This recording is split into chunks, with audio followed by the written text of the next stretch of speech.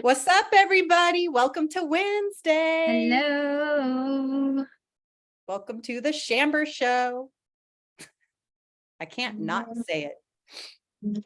My people, here we are. We'll get started probably about 5 minutes after, as usual.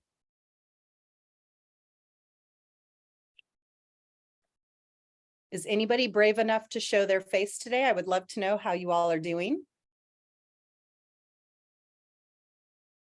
We don't have brave ones today.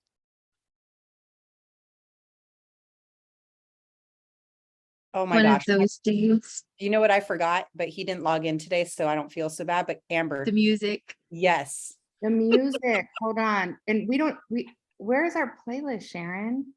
We need a playlist. Hold on. I totally forgot. It's okay. He's not with us today either, but nobody wants to listen. I remember Chambers. I need you guys to get it together. Yeah. We need a Chamber playlist. Yes, you do. Oh, Tracy said she was waiting for the Oh, music. Tracy, she busted me too. Karen, I see your message. No worries.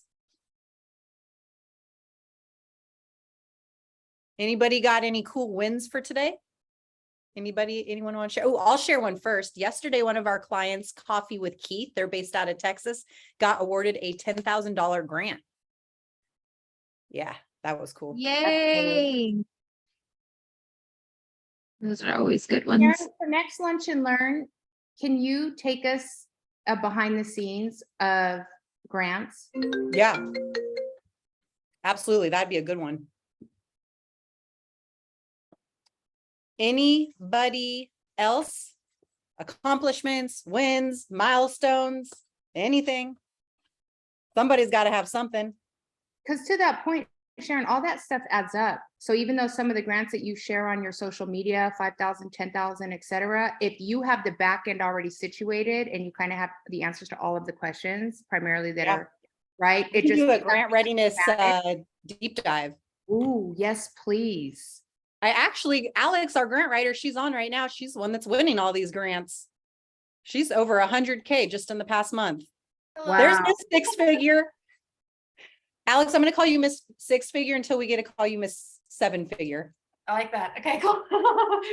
Yeah, because especially for the startups, having 20 grand in the bank account to start is like game changing. Big deal. Yeah. And it definitely was for that client. They are brand new. They have not gone after funding before. So that was a big deal. Okay, we'll get started on this here. Go ahead and get started with. Oh, Miss Claudia, hello. Hi, how are you? Good, how are you? Fine, thank you. I had a little small win. I just started, thank you to Dr. Sharon that helped me out with my nonprofit. I only have like maybe a couple months in, and I got my little small grant. It was a $4,000 grant to become a facilitator. So, which is great. I'm happy. I'm proud. Oh yeah. That's awesome. And she really, when she says she's brand new, literally, she just literally brand new.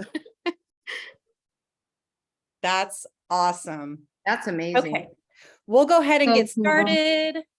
It's Wednesday, July 26th. Welcome to today's Lunch and Learn. I am Dr. Sharon, the nonprofit plug. We have Amber Anthony, the strategy specialist. But, as some of you have been hearing us say, we are Chamber. Welcome to today's show. We'll start getting more creative with that too. Let me share my screen. Today's topic is, I call this a gnarly topic, and I call it a gnarly topic because it's usually a sore subject for a lot of folks because it is hard to just even find board members. So we're going to talk about nonprofit board of directors today.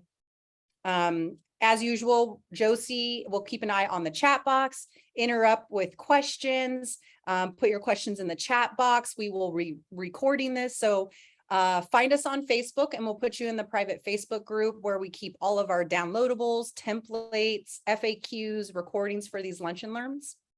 So you guys will get a copy of this if you miss a couple of things. I know some people are in the car or on lunch break. So let's dive right in. We are going to be unraveling the mystery, the fantastic world of nonprofit board of directors.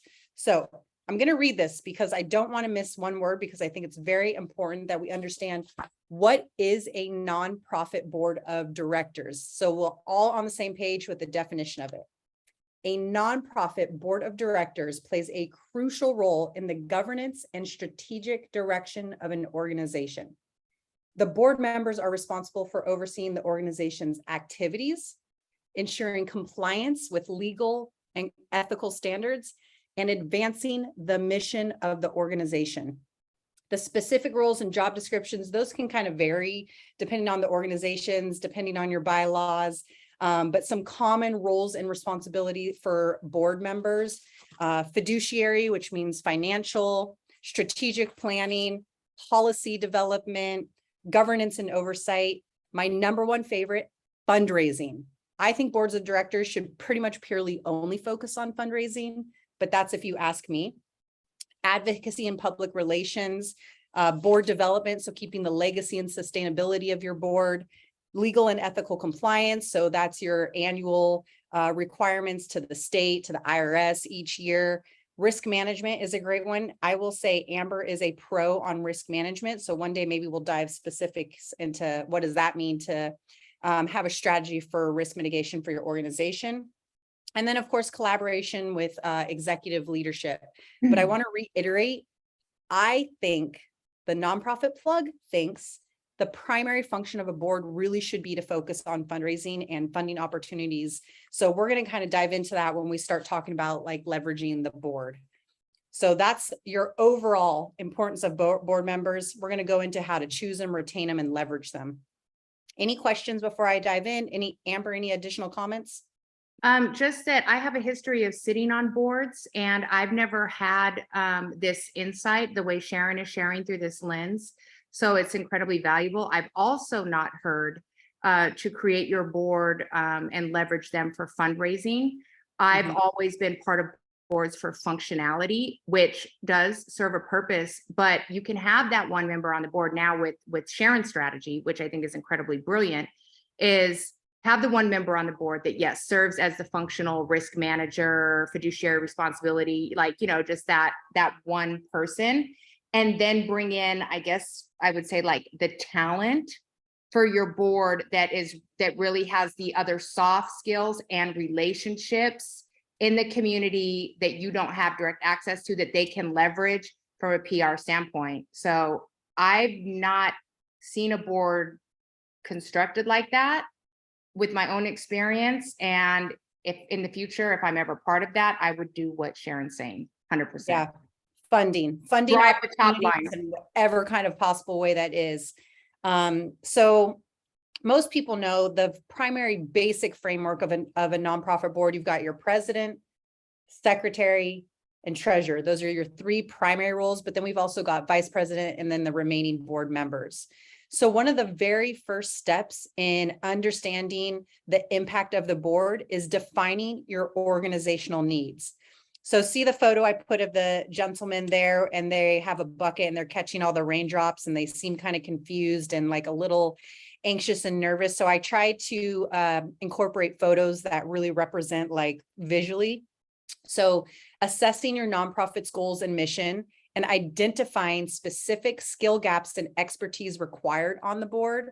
That's the best part. And we do have a summary slide on here we'll go over for you guys on, I call it the most important slide in the world. We'll get there. So defining your organizational needs, what does that mean? So you have a mission for your organization.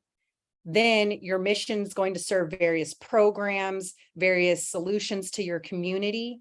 What is that exact need? For example, we have a nonprofit client that we work with that supports teen mothers. The founder was a teen mother, so that's her mission, is to help support other teen mothers.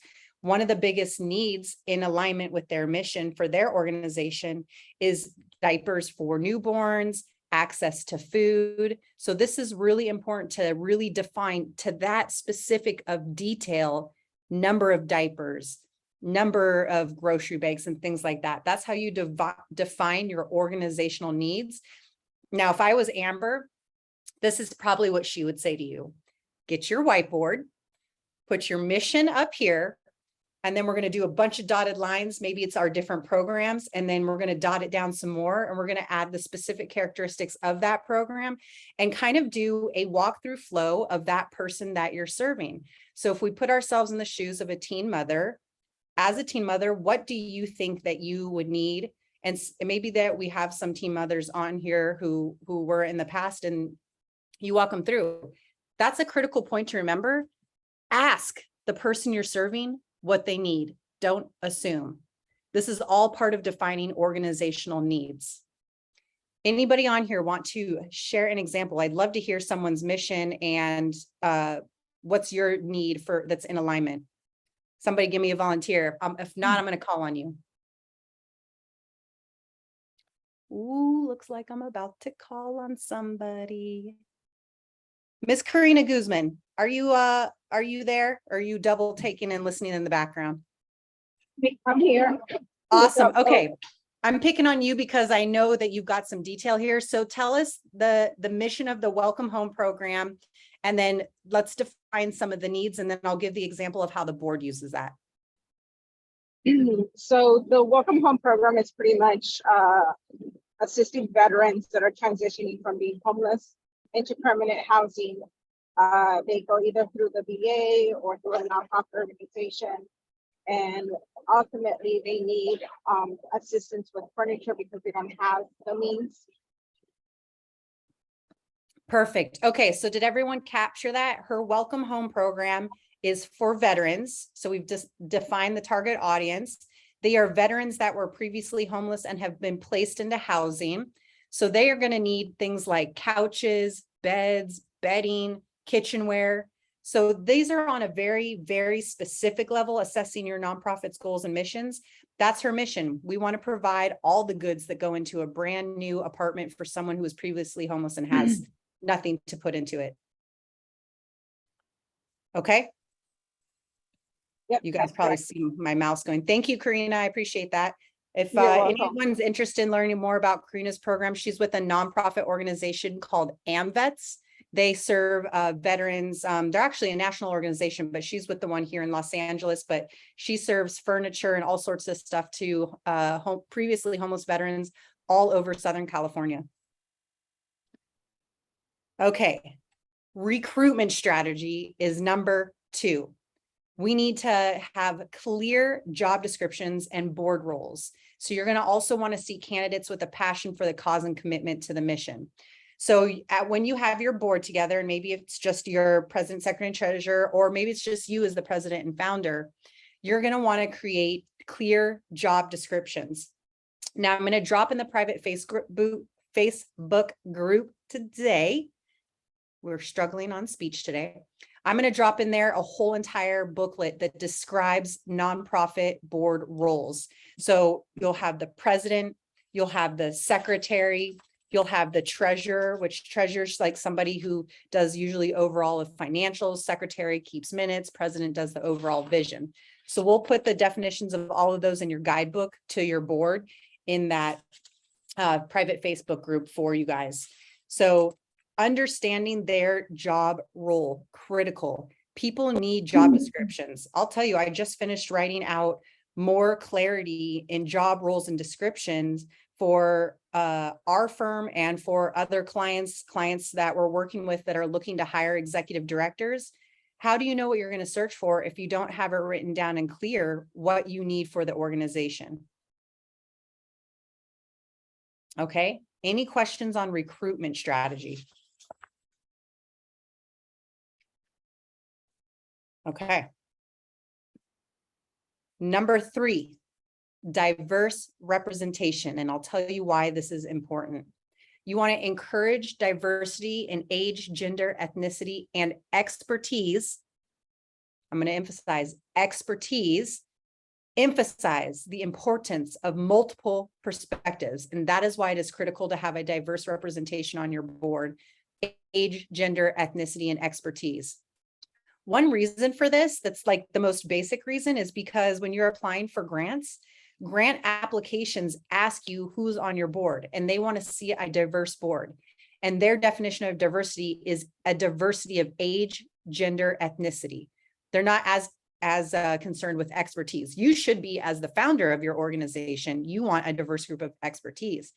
But when you're applying to grants, they want to see diversity in age, gender, and ethnicity. Any questions on diverse representation? Okay, and we're going to come back to each of these. Okay. Number 4, board development and training. I'm going to have Amber really touch on this one, on how critical it is to give people an opportunity to set them up for success. Not only those job descriptions, but providing the right type of orientation and development to get them on board. Amber, do you mind? I'm going to hand this one off to you to maybe comment on board development and training. Yeah, absolutely. So being part of a board is a really big deal, and even more of a big deal than some board members even realize, because a lot of times for new nonprofits, you're leveraging your existing circle. And so you're reaching out to people you like, know, and trust in your immediate circle, as joining your board kind of is a favor to support your mission. Okay, so that's kind of how it starts. And so I want to encourage you not to approach it from that mindset. Okay, you asking them to be on your board should not be coming from a place of, hey, can you do me this favor and support me in this vision? It should actually be flipped, and that you are sourcing, like Sharon said, the very best equipped individuals to serve your community. So it's less about you and more about serving the mission in your community. So you need to take it up several feet. Okay. So with that said, automatically the standards become higher. So it's no longer just a friend joining me, because when you have this board, it's so much more than just being a face on a website. Truth be told, you're actually a name on a 990. Okay. Yeah, You're actually a name on a 990. Okay. And that holds a lot of responsibility, ethically and fiscally. Sidebar, I love to run things worst case scenario. So my risk management hat is on with this next statement, in that if you get aligned with any type of for-profit or nonprofit or any type of board, and some major decision happens or some major scandal happens, God forbid, your name is attached to it. So not only should you, as a nonprofit person inviting board members, be holding yourself and all of these people to this high standard of excellence, okay, but also know that it comes with real responsibilities, again, that are far beyond, being celebrated on a website as a board of directors and showing up at a gala. Okay, so with that said, training should be involved. So for any of you who have board members, I would immediately make a requirement that they have to show up to things like this, like real life L&Ls, downloadables, getting very certain in areas that they're not necessarily well versed in, et cetera, right? A lot of personal professional development. That should be a requirement. And if you don't have the budget within your nonprofit, that's great, because there are sources like the ones that Sharon and MPP are providing that can quickly bring your individuals up to speed, to get them speaking the same language you speak, right? To have that, gold star. So that's number one. And then number two, making sure, I'm going to push this fiscal responsibility thing, that even if you've attracted board members that are driving the top line for fundraising, this, that, the other, that they also encompass your values of the budget and fiduciary responsibility, and providing them anything that they need to be able to have intelligent conversations about those areas, because there's nothing worse than a board raising their hand to vote on something they know absolutely nothing about. And that happens all the time. And the other tip I have is, because I've sat on many boards, we get invited to do these board things, then they hand you the financials that day, and then they expect me to vote within that hour. I'm sorry, I haven't had enough time to vet the information. I just haven't. So please give your board members the pertinent information that you expect them to understand. Give them time to ask any questions. Give them time to go outside of your organization to vet the validity of your organization, because at the end of the day, as crazy as this sounds, you want your board members to hold you accountable. You want them to audit you too, towards excellence, right? So you need to set them up for success. And any individual that's on your board that's not willing to take the time to go through this and ask important questions and question your logic in some cases, you don't want them on your board. You know, love ain't lies. You want people who are involved in your organization that will be as truthful and transparent as they can through their lens and their areas of expertise within the frameworks that you're providing. And the only way that can happen is if you're very transparent with the real information, not the frills. I love Tracy it. had a question. Oh, sure. Go ahead. Any sources, suggestions for training when starting a nonprofit with no fundraising yet? This is already a great one. Ooh, good question, Tracy. So I would be having your board members attending these lunch and learns so that they can get training, and we can do specific trainings on fundraising. But with our clients, we have them use a donor management software platform called Give Butter, like butter you spread on bread. And Give Butter, in collaboration with us, and then also with other organizations, Network for Good, Antidote, like all these different platforms, they all kind of do it. You can look on there and take some trainings on fundraising. And if you check the chat too, Alex, beautiful. Shoot, this, I was just going to mention them next, nonprofitready.org. They have these free trainings also. So I would go on and pull and download, and even maybe at your very first board meeting on the agenda should be a line item that is on maybe a 20-minute training on fundraising, and you guys can watch some of these webinars and videos together, and what it looks like to do donor cultivation, how to make the ask, which we'll have those in the next couple of weeks. Those will be some of our focused lunch and learns also. Oh, Tracy, ooh, that's a win. Why she didn't share that earlier, I don't know. She got a board member. That's a big win. Listen, it's harder to get board members than people really realize. It's not just a matter of let me ask somebody, will you be a board member? And like magically they just appear on there and they're a good one. It doesn't always happen like that. So Tracy, kudos to you.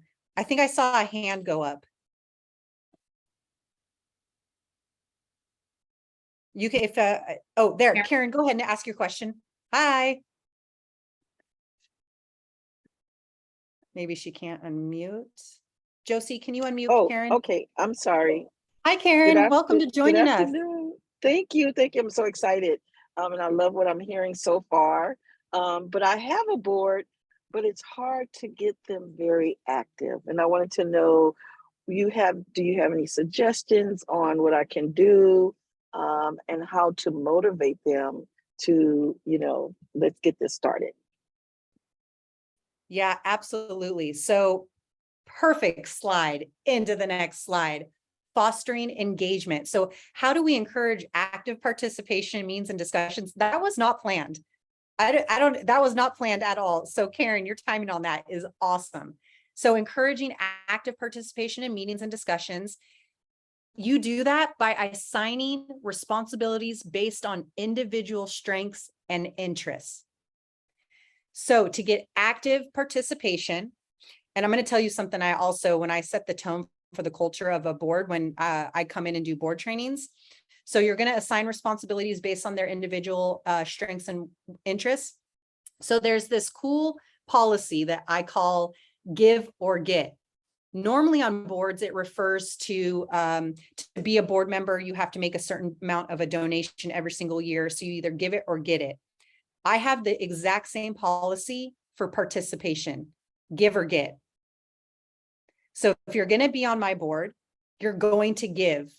One, you're going to give financially because that's the expectation, whether that's $150 a year, or if you're like Cedar Sinai, $20,000 a year. And you're not telling them to pull that out of their pocket. You're telling them that they need to raise that amount from their network. That way they leverage more people to be supportive.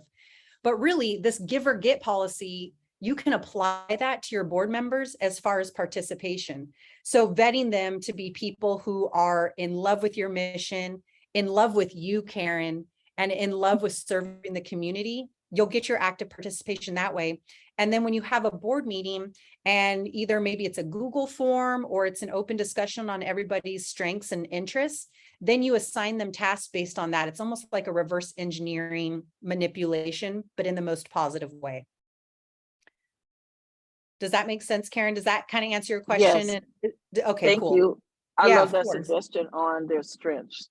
And that last point that you made, Yeah. that's what I'll implement next. Yeah.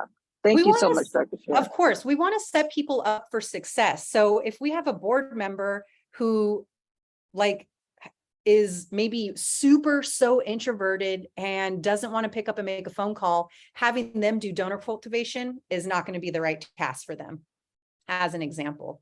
Karen, tell us what nonprofit you're with.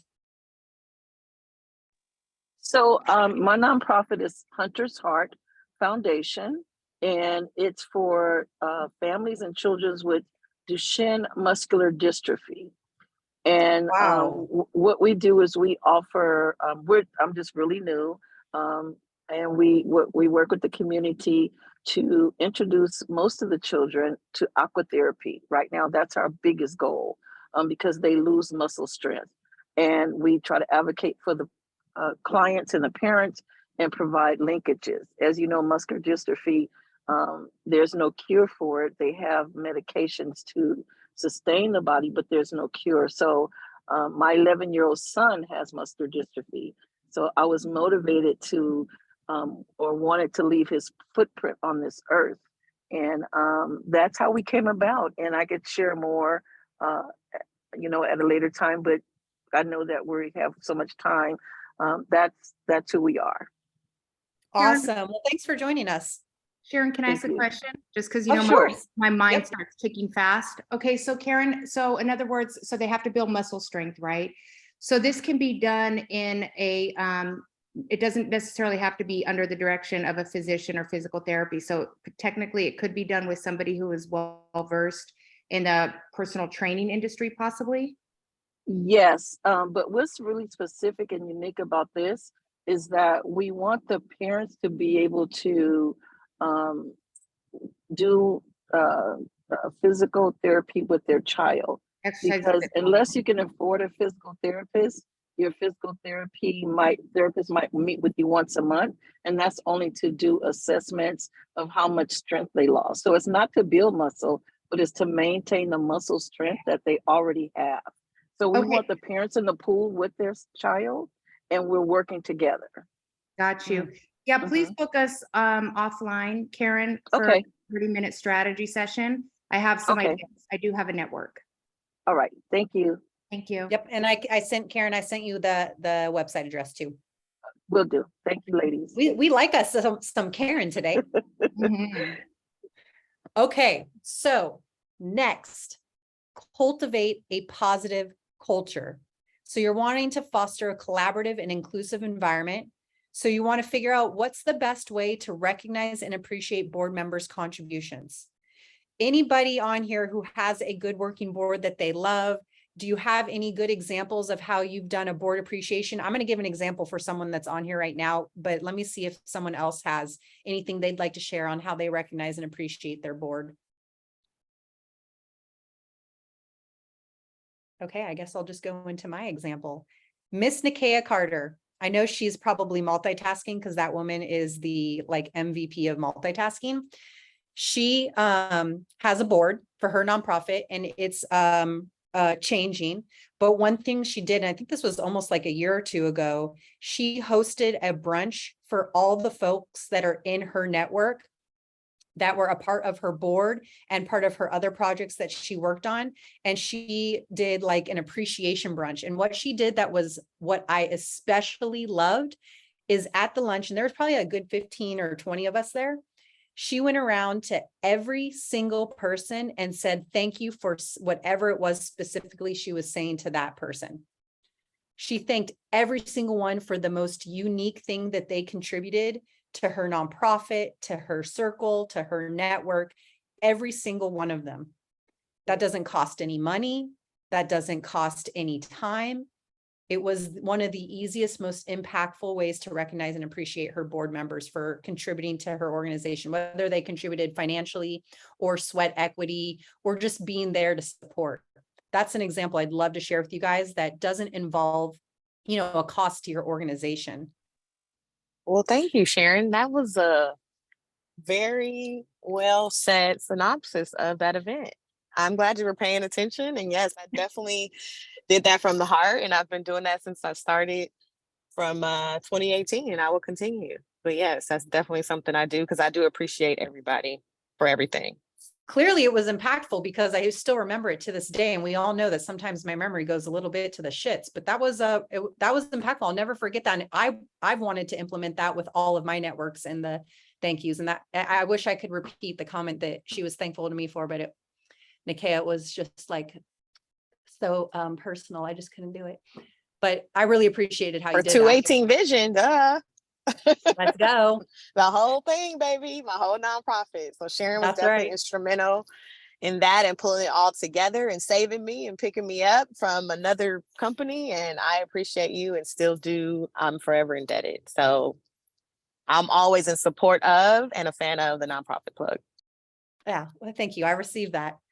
Anybody else have some examples of what's worked really well for them for appreciating? And maybe it's not even your board, but people in your circle or in your project or on your team.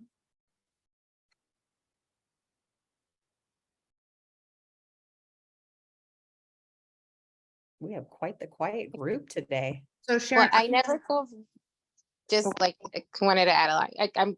I lead right now a group of I oversee right now three different contracts, same type of work. And something that we always do is that we do like monthly appreciations. What I do with the teams, and food, you can never go wrong with food.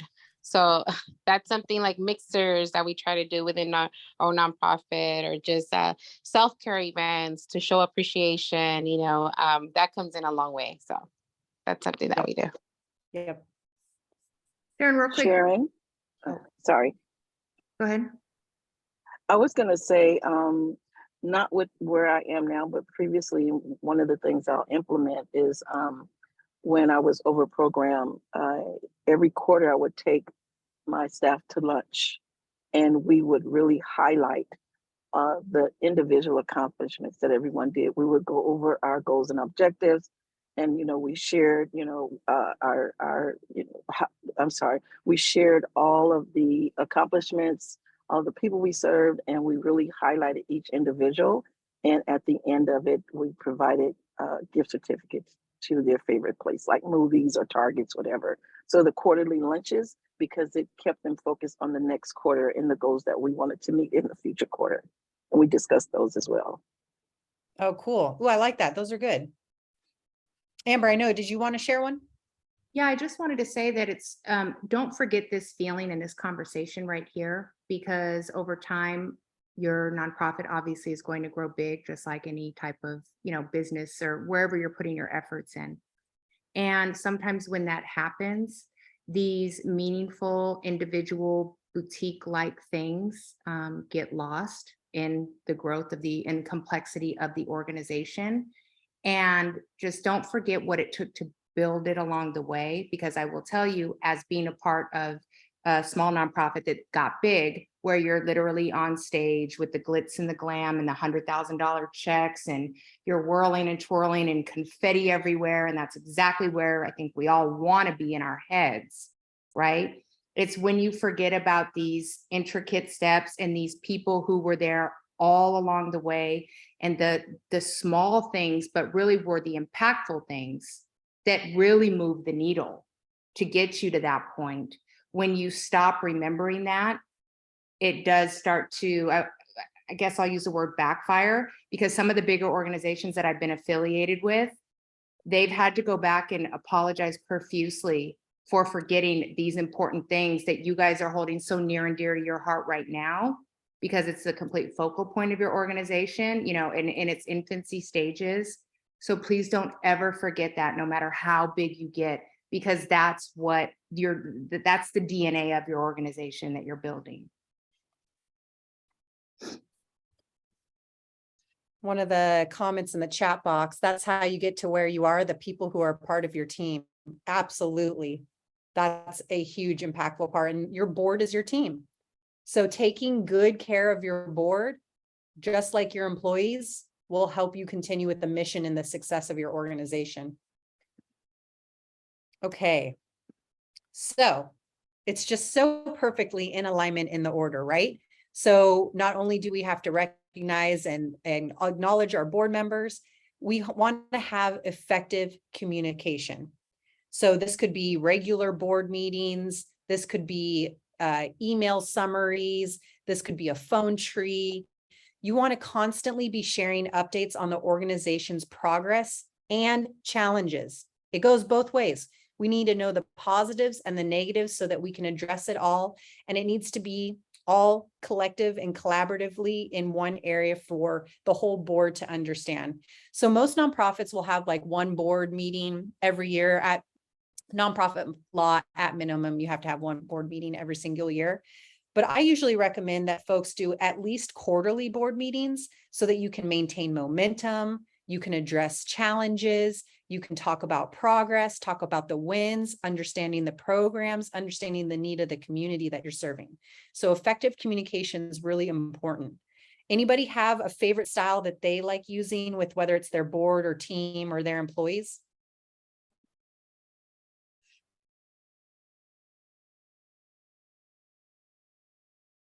Okay, well, one of my favorites to use is I actually like using a project management software.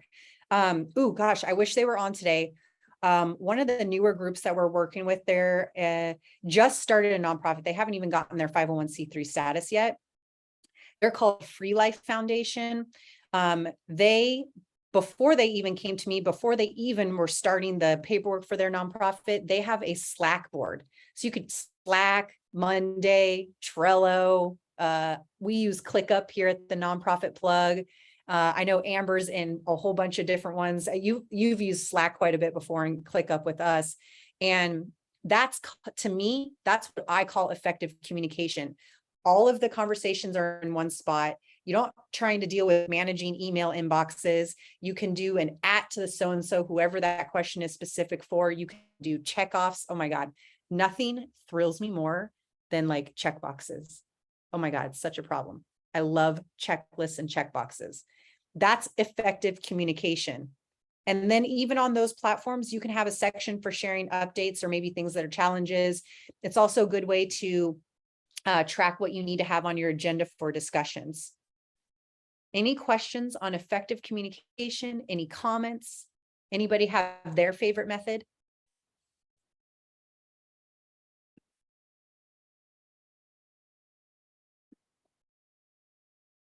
Okay, we will move on from effective communication. Okay. Congratulations. You're Oh, preparing to be I don't an want that to start yet. Sorry, guys. Okay. I do have a video for you all that I made a few years ago, so bear with me because it was a few years ago. I've definitely improved since then. But this slide, if you're going to take away anything at all from today's session, I mean, if you take nothing at all, but only this slide, take this slide. So you see at the top, it says this is the most important slide. I wish it said the most important slide in the world, like the Dos Equis guy. I think, what does he say? He's the most important man in the world. No. Chamber's the most important women of the world. With this slide is the most important slide. Here's why.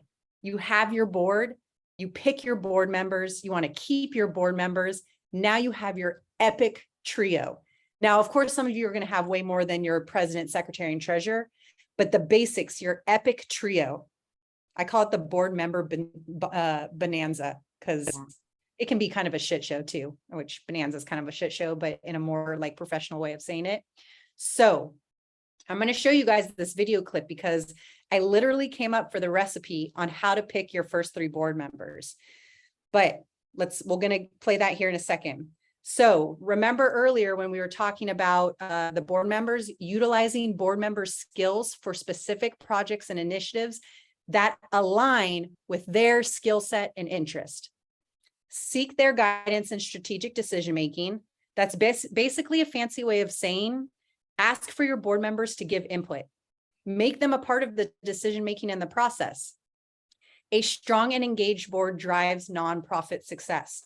So it's worth it. It's worth your time to put in all this work to getting a good board, because that is how you're going to be successful. A lot of us that have been nonprofit founders before, all of you that are nonprofit founders, you know how hard it is to run a nonprofit organization by yourself. It's almost impossible. So put together this team. This is your board. They're your team. Continuously evaluate board member performance and make necessary adjustments. Just like employees, put your board members on a 90-day probationary period. Put your board members through the training and the retention and giving them different opportunities for professional development. I'm telling you, this slide right here is your most important slide. Amber, do you want to add any additional to that? And then we're going to have them watch the video. Yeah, just going back to what she said is, you are handpicking the board that is going to set it up for success. So back to my point earlier that, in the beginning, it's not come do me this favor. No, it's you are selecting people that are going to set the agenda, the vision, the mission up for success based on these individuals' talents, skill sets, commitment, and so forth. So you have to create this great opportunity. But I will tell you this, being a board member is a resume item. It is something on my resume that I leverage. I'm grateful for having sat on boards. Sidebar that I, like Sharon said, that I wasn't paid for. And in many ways I had to contribute, not just my skill set, my time, but also be creative and get support for the organization, right? So I had to bring something to the table to sit on this board. But in return, I'm able to put it on my resume. In return, I gained more valuable skills. So as long as you're cultivating the environment where they're getting something out of it too, i.e. experience, skill set, being able to use it on their resume, et cetera, it opens up opportunities for myself to sit on other boards, paid boards, to be considered for other opportunities, because it's given me insight into other areas that I wouldn't have normally been able to have a direct insight to, et cetera. So again, you want to get individuals that are heavy on the personal, professional development side, that understand that it's an opportunity to leverage their experience, their branding, their monetization, right? It's a give. Yeah, perfect. Okay, so we're going to show you this little video. This is how I pick my first three, called Epic Trio. This is really a recipe. All right, operational 501c3 nonprofit. So let's talk how to pick your first three board members. How are you going to find the right people with the time, talent, and skills to ensure you have a successful board? Let's get your creative juices flowing. Today, we're hosting the Great Nonprofit Bake Off. Your hosts want you to create the most delicious, most delightful pie, one that'll guarantee that the three people, your judges, will love it. And in eating it, the pie's magic will guarantee they will join your board. The only catch, you need people on your board who can make that pie with you. Let's offer our prospects the board enticement pie. It's up to you to procure the right ingredients for the pie. Here's the hitch. They also have to help you make that pie. That's a challenge. So what do you need and what do they need? The right ingredients and the right skills. After all, you need people on your board who have the right skills, who are motivated, and who are willing to get things done. Step 1, ensure they know what you need to make the board enticement pie. Step 2, discover what skills they have. Step 3, make sure they want to help you. After all, that's what board members are for. Let's proceed. The details. Step 1, first, what kind of pie? That's your nonprofit. What are you, your mission, your vision? What do you need? Your board members should have the skills that enhance the board's operation. You don't want everyone with the same skills and stumbling over each other. The shoppers, they should all be able to shop, someone who can get the berries, another flour, some sugar, and the cinnamon. They'd better have community contacts and good communication skills. Step 2, can they follow a recipe? Better yet, can they create a new recipe with you? You will need the recipe makers. All participate, but some need special skills. You have to afford the ingredients. That's the budget. Accounting skills, all must be edible, healthy, ethical, and legal. And the product must be digestible. What the board does makes a positive difference in the community, the visionaries. Look for special skills, the crust makers. Who can make the crust? She's the big picture person. She's sturdy and has her eyes on the prize and won't make a crust that will fall apart. You need her. She's the glue that keeps the board pie together and on target. The mixers. Can they put it all together to ensure a delightful pie, a great program, a great event, a super end product? You need just the right amount of each ingredient placed into the bowl, then the pie so that it fills but doesn't flow over into a slop. After all, we want success. The timers. Timing is everything. Not enough time, you will have a gooey mess. Overthink it. The overthinker on your board will bog you down. Cook it too long, you won't meet the goals. Your timers. You must have time management skills and know how to set reasonable goals and, of course, implement them. Board managers know how to put together a project, delegate tasks, monitor it, and then, of course, assess it. The tasters. We're all tasters. Let's share a pie with the community and hope it's a good one. Your new board members, let's hope they know people in the community who want a piece of your pie. Maybe they will be future donors, leaders, and volunteers. The key, align prospective board members' time, talent, and skills with your nonprofit's needs. And of course, they have to be able to work together or your pie will flop. So let me remind you really quick on the 3 steps to finding your first 3 board members. Step 1, ensure they know what you need to make the board enticement pie. Step 2, discover what skills they have. Step 3, make sure they want to help you. After all, that's what board members are for. Let's eat. Okay, how about some feedback on that video? Does it well, you know, when you can relate to something, you'll never forget how to make a board pie after watching that video. I don't know what, it made me laugh. It's crack up watching myself. So see how important it is to have the critical ingredients. And if certain ingredients are missing when you bake a pie, that pie freaking sucks. It doesn't even come out right. You have to have the right ingredients, the identified ingredients, the job roles and descriptions, so that you can put the right ingredients in the pie to have a fully successful end product. That's how you make your board. Follow the pie recipe and you will have an excellent board, your epic trio. And then you can expand when you start to want to create and add different roles and responsibilities and different ingredients. You'll test those out. One of my favorite things to do when I'm creating a board is they'll all be on an advisory role before they become a board member. I want to see them in action and committing to my board before I give them the authority to be a board vote. So when you guys are onboarding new board members, it's really important you let them know they're not an official board member yet until maybe 90 days, 120 days later, so that you can actually vet them, that they're an appropriate board member. And so your board member can really truly vet your board and you as an organization. Any questions on making a board pie? Now I really want apple pie, sounds so good right now. Anybody else want apple pie? Because I really do. Or cherry pie. Cherry pie is my favorite. Okay. Any questions on making the board, keeping the board, leveraging the board? Now's your time to ask us all the questions. Oops, go ahead, Josie. Actually, Sharon, how do you, so if a board member isn't a fit, whether they have already completely onboarded, like you said, after you've auditioned them, what is the proper way to dismiss a board member? So I would probably have the sit down conversation. These are hard conversations that people need to just build up and having, just like with having employees. And you need to sit down with them. Hey, this isn't a great fit. Maybe it's X, Y, and Z.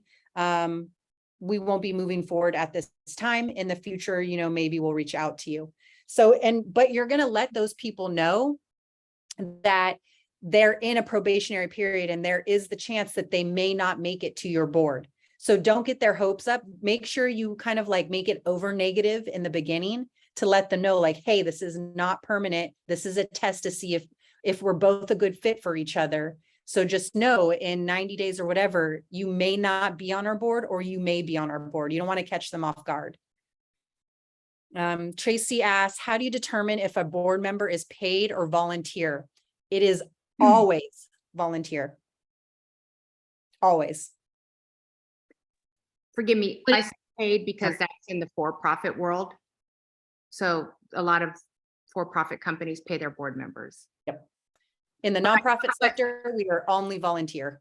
But I got my experience sitting on nonprofit boards. Would it be beneficial to create like some sort of handbook for board of directors? Absolutely. Yes. Thank you, Josie. That's a great comment. So we call those welcome packets. A lot of nonprofits will create a welcome packet, and in that is typically the board meetings for the year. So they know the whole year in advance. Do we like these motions? Yeah. So the board meetings for the year, it has the strategic plan, or if you're going to create one, it has the mission, vision, and values of the organization. It has the bylaws, and it's usually where they have the give or get policy and what amount that is. And every board member should get a copy of that welcome packet, and they should sign off on it. And I'll get an example from one of our clients, and I'll drop it in the private Facebook group so you guys can see an example of a welcome packet. I have one for an animal welfare organization, and then I have one for an organization that does free healthcare services for the community. That's So awesome. handbooks would also be useful for those that are just starting nonprofits as well, right? You don't Yeah, have to because be. it really is, because it's kind of the framework for your organization at a whole level. It's almost like for those of you that have been operating boards for, nonprofits for a while, and you have your annual report. It's kind of like saying, hey, board member, here's the kind of, high level guts of our organization and who we are and what we do on paper. Are you in alignment with this? Good, sign off on it. Awesome. Helen made a comment saying, I was told that board members are volunteers, but officers can be paid CEO, CFO, COO. May you verify? Great. So that question, board members are volunteer, but officers can be paid. So let me clarify this. Every board member is a volunteer role on the nonprofit board of directors. Now, depending on your bylaws, so you'll have to check your bylaws that we write for our clients state that board members, anyone on the board may also serve in a paid capacity in the organization. For example, executive director, director of operations, program director, any of those positions. Sometimes there's overlap. So a lot of times a founder is the executive director. So your role as president of the board, not paid, but your role as executive director is paid. And you just want to ensure you're following guidelines for comparable salaries. And you'll want to look at comparable salaries for other comparable nonprofit organizations to ensure you're within that. But absolutely, if you're on a board, you can have a paid role within the organization, but they need to stay very separate and clear. Amber, I think did you want to illustrate something? Yeah, I do want to illustrate it and really deep dive into Lunch and Learn, which it dovetails off of all of our budget stuff, which again, if you've joined the Facebook group and you haven't been live, you can go back and look at these Lunch and Learns that lead up to this. But I really want to take a full hour to walk through somebody's 990. We can either do a simple one or we can do a very complex one that, household names that we all know. Because again, when you see it on this formal form that is completely transparent for the world to see, it will help you wrap your mind around the structure of it. And anytime we talk about finance or corporate governance or structure of an organization, we all throw these words around, boards, executives, salaries, and every one of them has a very distinct meaning. And if you work with Sharon and I, you'll know that if anybody says the word salaries or wages, which we did last time in the Lunch and Learn, I freak out because salaries and wages equal W-2 employees. But we use all of these words just so non-contextually in communication, but all of them have very sacred meanings. And so that's why I like to show you, hey guys, refer to source document. And then like Sharon said in here is the sacred definition. And then, literally sometimes we have to create 3-ring binders to be able to refer back, because when we're speaking just in regular dialogue with people, a lot of people don't even know that they're using the wrong word for what we're discussing. And of course, there are legal implications to all of these things. So that's why when we teach, we get kind of tedious and go straight to source documents, straight to definitions, print, highlight, etc., because it's important. And you don't want to use the word, oh, salary or oh, CEO in conjunction with board member or officer. You get what I'm saying? All of it's very defined, and nobody holds us to that level of accountability in everyday life. But once you enter into this beautiful world that you're entering in, you definitely have to elevate your level of knowledge of these terms, and then also how the implications of these terms. So Karina had a question. So a founder can be the president of the board and the ED of the organization in order to get paid? Absolutely. So the founder of the nonprofit, and it happens, it's very common, especially for early stage nonprofits, the founder is also the executive director. So your role as the executive director can be compensated, but when you're doing board roles, like when you're running the board meetings, that is not compensated.